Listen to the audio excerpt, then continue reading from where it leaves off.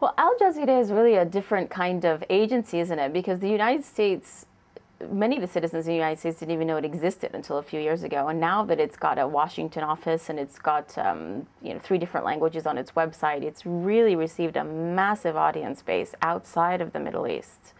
Many people are turning to Al Jazeera, as you may say, for the other side of the news. For example, if they're trying to watch Fox and Al Jazeera. Now, are they opposite sides of the same coin? I don't have a comment on that.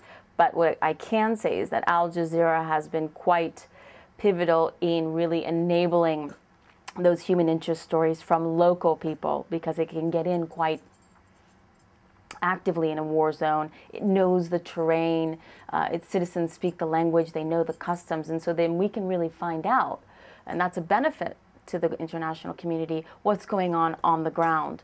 And that's something that a lot of agencies that are US-based or that are European-based can't do, because they often have to find an interpreter, a stringer, a driver to get them around. And in many cases, as we've seen in recent years, they've been targeted because of that.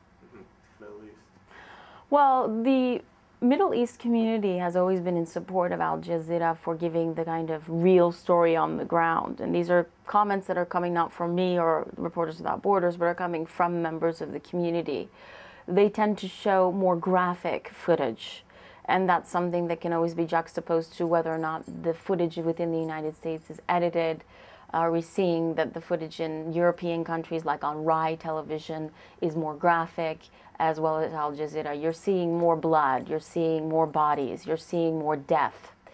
And people in the Middle East tend to feel, members of the civil society, that these are more realistic images of how many members of civil society are being killed within Iraq. These are local citizens, their own people, so to say. The coverage in the U.S. Has tended to focus more on the U.S. military operations, not showing so many graphics, but we're seeing a lot more recently. But at the start of the war, it was a bit more clean cut.